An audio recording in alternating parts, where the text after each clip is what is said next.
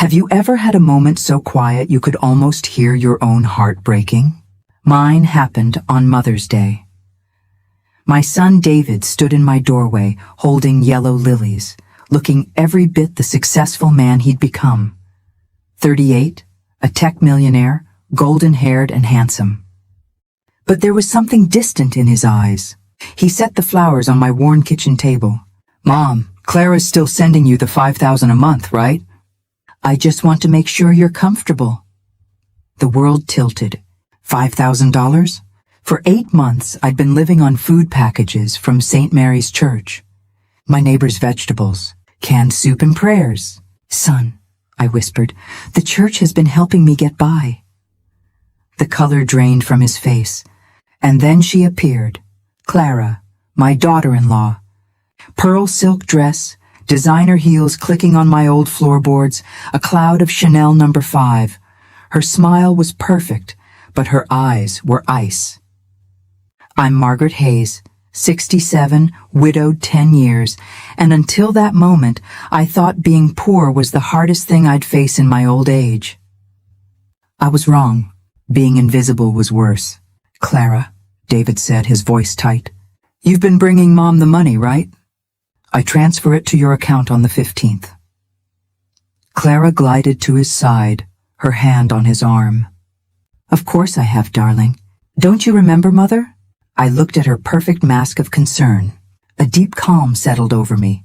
"If you brought it, dear, it must have gotten lost between your car and my front door." The silence was deafening. Clara tilted her head. "Perhaps Mother's memory isn't what it used to be. You know how it is at her age." Those words landed like stones. At her age. As if being old meant being stupid. I didn't argue. Some truths don't need to be shouted. They just need time. But something inside me had awakened. Something fierce. After they left, I sat alone, watching sunlight stretch across the floor. $40,000. Enough to fix my leaking roof, replace my dying refrigerator, give me peace in my final years. Instead, I'd been surviving on charity while she drove a Mercedes. That night, I opened an old notebook and wrote 2 words at the top: "Find the truth." And beneath it, "Don't trust fake tears." I was Margaret Hayes. I had survived loss and loneliness. I would survive this too. Have you ever lain awake wondering if you're the one who got it wrong? For days I questioned myself. Maybe I had forgotten. Maybe the money was lost in the mail. The mind plays tricks when you're alone. But then I'd open my accounting ledger. Neat, steady handwriting. $12 for blood pressure medicine, $24 for electric. Every penny accounted for. No $5,000 deposits. I walked to First Texas Community Bank. "Could you check?" I asked the teller, hands trembling. "If there have been any transfers from David Hayes? $5,000 a month for 8 months? She typed, frowned, shook her head. "I'm sorry, Mrs. Hayes. Nothing. Just $1.35 in interest." I walked out into the morning wind, a stone in my chest. No transfers. No envelopes. Nothing. While my son believed he was caring for me, I was clipping coupons and praying for bread. And the reason was a lie crafted by the woman he loved. That afternoon at St. Mary's, Reverend Cole found me in the last pew. "Margaret, what's wrong? I'm trying to understand why some prayers get lost on their way to heaven." He squeezed my shoulder. "Sometimes the Lord's answer isn't a miracle. It's the strength to find the truth yourself." That night I opened the leather journal David gave me years ago. On the first page, I wrote a promise. "If they're lying, I will bring the truth into the light." From then on, I documented everything. June 14th, Clara stopped by with store-bought cake. Said the money was sent. Never met my eyes. No envelope. July 12th, Clara called, said she was too busy to visit. I heard restaurant noise in the background. Line by line, I built my case. Numbers don't lie. The visits continued. One August afternoon, Clara arrived in a brand new white Lexus. She stepped out holding lavender. "I brought these to help you relax, Mother." "Stress isn't good for the memory." I set down my watering can. "My memory's fine, Clara. Fine enough to remember the last time you brought me money." which was never. Her mask slipped, just for a second. Panic flickered across her face. Mother, you must be mistaken. I'm sure it's your bank's fault. Maybe. But I already asked them. Nothing has come through for 8 months. Silence. Even the birds held their breath. Clara fidgeted with her pearl necklace. I'll double-check. She practically fled. That night I wrote, August 22nd. Clara visited, lied, grew nervous. Left in a hurry. The truth is surfacing. Then something unexpected happened. A knock on my door. A tall man in a charcoal suit stood on my porch. Mrs. Hayes? I'm Bennett, chief accountant at your son's company. Sandra told me about your call. I thought there were things you should know in person. I invited him in. He opened his briefcase and slid a folder across my kitchen table. These are copies of the 8 transfers. $40,000 total. He pointed to the account number. This isn't your bank account. Then he showed me internal bank forms. This is the paperwork used to open that account. The signature is a forgery of yours. Clara Hayes is listed as secondary user with full access. My name, my signature, used to steal from my own son. Does David know? Bennett sighed. I don't believe so. He trusts Clara with all the finances. He signs what she puts in front of him. He paused. And that's not all. She's been using the company credit card for personal expenses. He pulled out more papers. First-class flights, designer shopping sprees, spa days, jewelry. Over $30,000 in 3 months. I stared at the papers, a testament to my own blindness. The spa days, the Lexus, the perfume. While I counted pennies, she lived in luxury. If I decide to expose this, will you help me? He met my gaze. Mrs. Hayes, I believe in doing what's right. But we need an airtight case. I know, I said. I've seen her lie with a smile. Then we'll let the numbers do the talking. Give me a few days. After he left, I sat with the papers. I locked them in Frank's old metal box. That night I wrote, September 11th. Mr. Bennett visited. He is an ally. The evidence is clear. She stole from David too. The fight is no longer just mine. For the first time in months, I didn't feel alone. Have you ever had to set a trap for someone you love? Not a cruel trap, but a necessary one, built of truth, designed to open their eyes. With Bennett's evidence locked away, I had proof. But proof means nothing if my son won't see it. I called David. Son, it's been so long. I'm making honey-roasted chicken this Sunday. Could you and Clara come? His voice warmed. Mom, that sounds wonderful. He never suspected a thing. I spent Sunday morning cooking, his childhood favorites. Roasting chicken, mashed potatoes, apple pie. I set the table with my best dishes and lit candles. A liar is most comfortable and most careless, where they feel in control. Right on time, Clara arrived in her silver Lexus. Jade silk dress, pearls, carrying a gift basket with a golden ribbon. Mother, I brought you something. David's swamped, so I came in his place. I wiped my hands. How thoughtful, dear. We sat for dinner. I kept conversation light, garden, weather, neighbors. The candlelight worked its magic, lulling Clara into relaxed confidence. Then, as I served the chicken, I looked up and smiled. I'm so grateful for this month's $5,000. I finally bought a new heater for winter. Clara preened. Oh, Mother, I'm happy to do it. I nodded, then asked casually, what day of the month do you usually send it? She didn't hesitate. The 10th, Mother.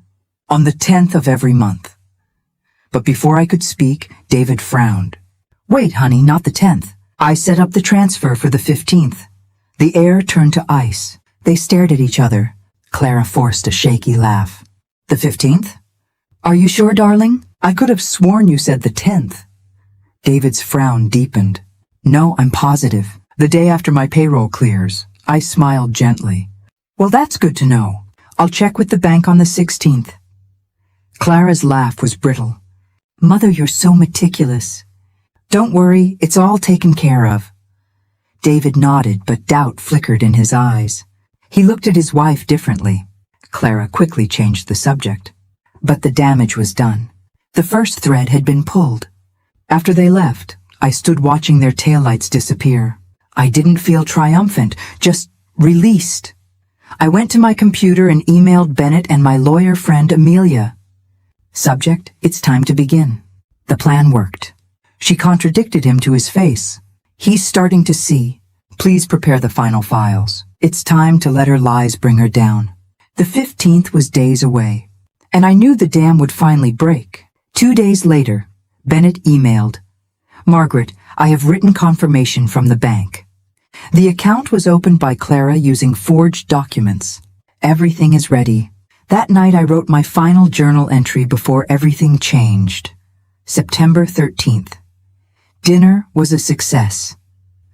Clara exposed her own lie. David is questioning.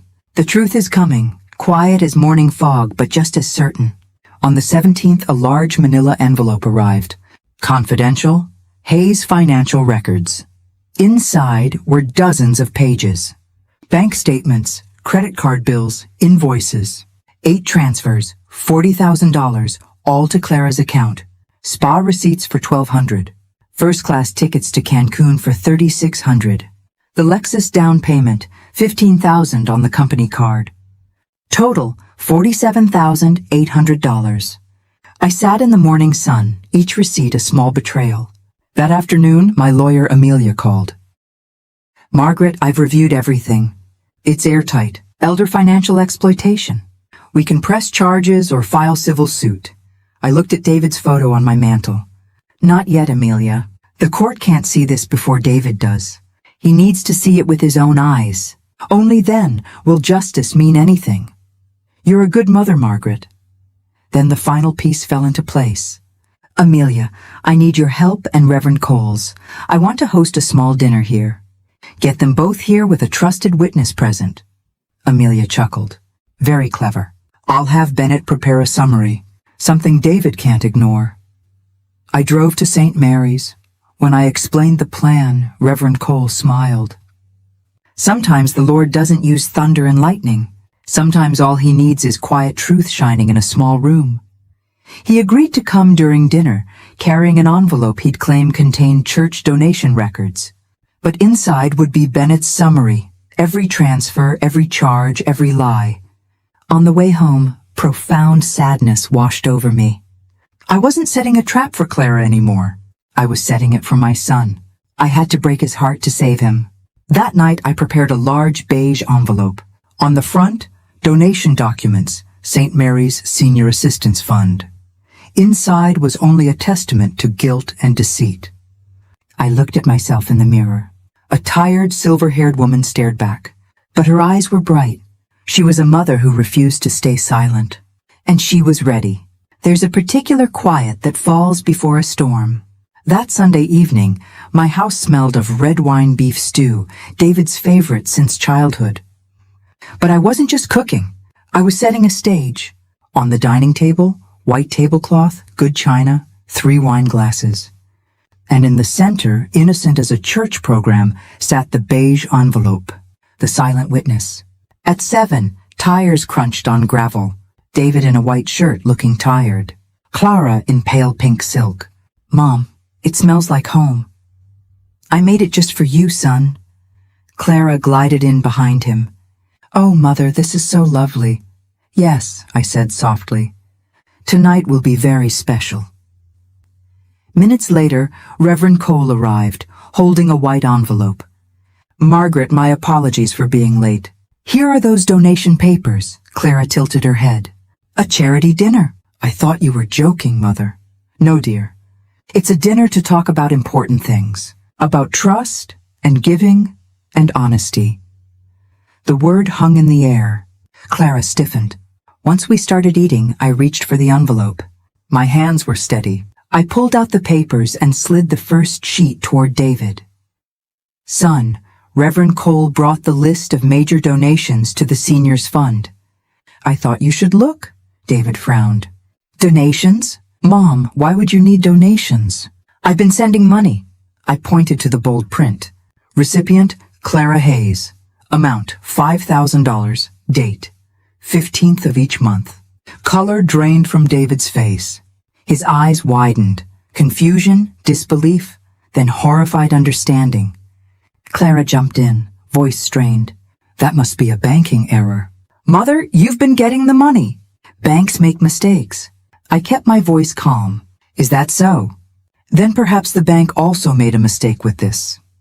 I slid the next page. A spa bill for $1,200 charged to the company card under your name. Was that an error too? Her face went rigid. Someone must have used my name. Identity theft is so common. A deep voice came from the doorway. No, Mrs. Hayes. No one used your name by accident. Everyone turned. Bennett stood in the threshold, holding another file. Clara went white. Who are you? David's voice shook. I'm Bennett, chief accountant at your company. Your mother authorized me to investigate the fraudulent use of her name and your funds. Dead silence. I stood up. Bennett can verify every transfer, every signature, every charge. 8 months. $40,000. Not a single penny reached me. David turned to Clara. What is this? She grabbed his arm, tears streaming. David, I just borrowed it. I was going to pay it back. I didn't want to worry you. I let out a slow breath. You call forging my signature and living in luxury borrowing? David ripped his hand away. My mother was living on charity while you were at spas? While you bought new cars? You lied to me. Enough! His palm slammed the table. Wine glasses rattled. Only Clara's ragged breaths could be heard. Reverend Cole spoke quietly. The Bible says what is done in darkness will be brought to light. I looked at Clara with weary sadness. I didn't need the money, Clara. I needed my son's respect. You stole that from both of us. She let out a strangled sob, grabbed her purse and stumbled backward. I can't do this. If you're all going to believe her, then fine. She fled. The door slammed. David sat there, head in hands, staring at the papers that destroyed his world. The smell of stew seemed wrong now, a ghost of happiness that was no longer real. It was over. The lies were broken. But looking at my son's shattered face, I felt no victory, only deep aching sorrow. A mother who had to tear down her son's life to save it.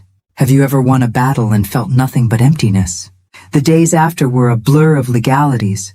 Amelia moved swiftly. A week later, a court envelope arrived.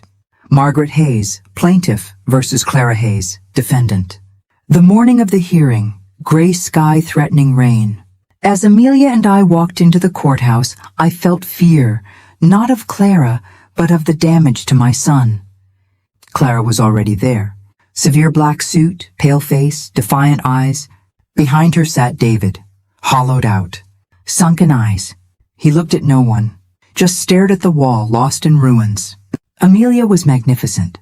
She laid out evidence piece by piece. Bank statements, spa receipts, the Lexus invoice, forged signatures. Clara's lawyer tried to paint me as confused and forgetful. Your Honor, Clara said, voice trembling, my mother-in-law has been forgetful. I brought her money many times. She misunderstood. Then Amelia presented my brown leather notebook. Your Honor, if this is memory loss, it's the most precise case I've ever seen. She held up my journal, 8 months of lies documented with dates matching bank records perfectly. The judge listened to Bennett's testimony, confirming the fraud. Then he delivered his verdict. Clara was found guilty of elder financial exploitation and marital fraud.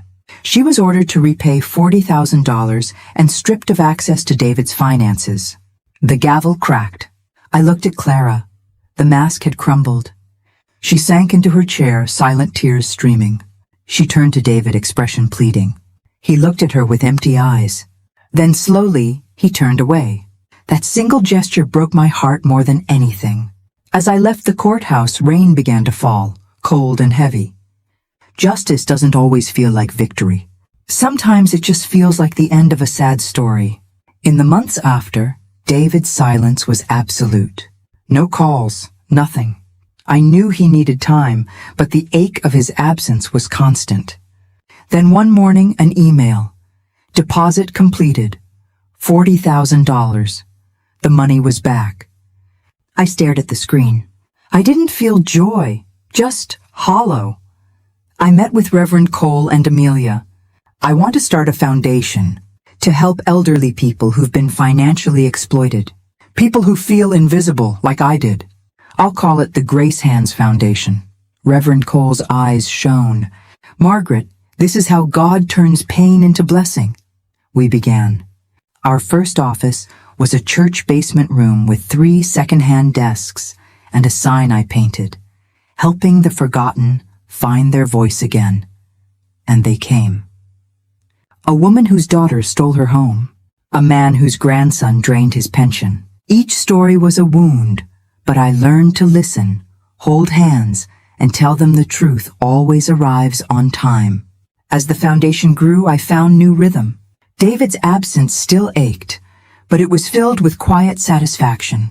Every night I'd light a candle by David's photo. I hope you're finding your way, son.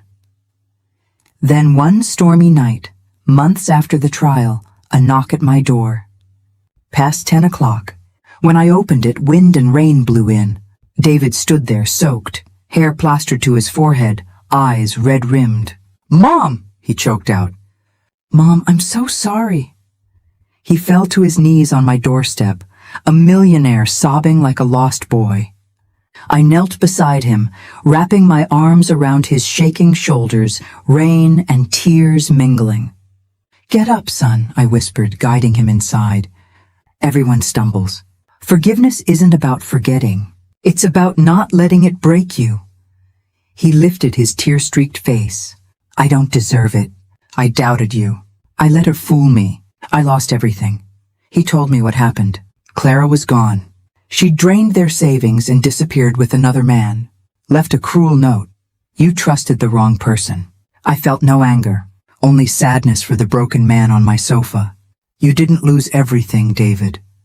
Tonight, you found something more important. The heart that knows how to admit when it's wrong." He stayed long, curled by the fireplace, storm raging outside. As rain softened, he looked at me. "Mom, can I help?"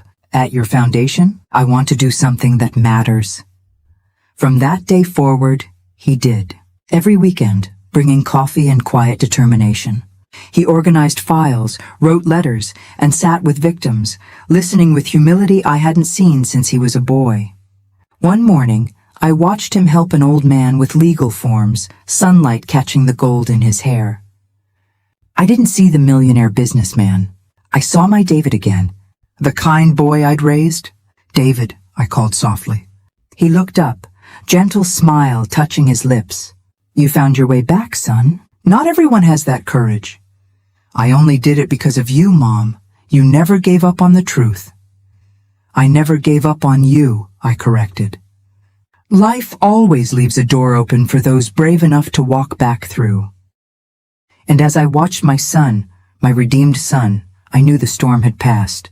Peace, real and lasting, had found its way home. A year can change everything. A year before, my world was defined by loss and hardship. Now it was filled with purpose and surprising joy. The Grace Hands Foundation had become a beacon of hope. One autumn morning, I sat at my desk, lavender drifting from the porch. I found myself writing. "Clara, thank you." Strange peace settled over me. "You taught me a lesson I needed. You taught me that truth must be defended. You took my money, but you gave me back my strength. You gave me my voice. I don't know where you are, but I forgive you. Not for you, but for me. Because I refuse to let your darkness define the rest of my life." I folded the letter, one that would never be sent, and placed it in Frank's old wooden box. The final chapter of a long, difficult book. Then came a phone call from the governor's office in Austin. "Mrs. Hayes, congratulations. You've been selected as Texas Woman of the Year for your contributions to social justice and senior rights." A year ago, I lived on charity. Now they called me a symbol of justice. The ceremony was held in a grand hall. I wore a simple blue dress, feeling out of place. But then I saw him. Second row. David, eyes shining with pride more precious than any award. At the podium, applause washed over me. "Thank you. But I'm not here to tell my story. I'm here to tell the story of every grandparent who's ever felt invisible, betrayed, silenced. I once thought the best response to betrayal was silence. But I learned that when someone steals your trust, you must reclaim it with truth. Because truth holds power no amount of money ever could. Silence filled the hall. Understanding silence. Justice doesn't just happen in a courtroom. It begins in your own heart, the moment you find courage to say, enough. That's the bravest thing any of us can do. Afterward, light rain began, glimmering under city lights. David draped his jacket over my shoulders. "Mom, I've never seen you shine so brightly." I smiled, taking his hand. "It's not the award, son. It's because you're standing with me in the light." That night, back in my quiet house, I opened my journal one last time. On the final page, a mother's greatest victory isn't winning a case. It's watching her child learn the true value of honesty. I closed the book heart full. My life wasn't grand or wealthy, but it was rich in ways that truly mattered. And if you're still here with me, thank you. Thank you for staying to the very end. If you've ever faced a moment where you had to choose between silence and truth, I'd be honored to hear your story in the comments below. Because every voice that speaks out helps another find hope to do the same. And I have learned with every fiber of my being that the truth will always, always find its way home.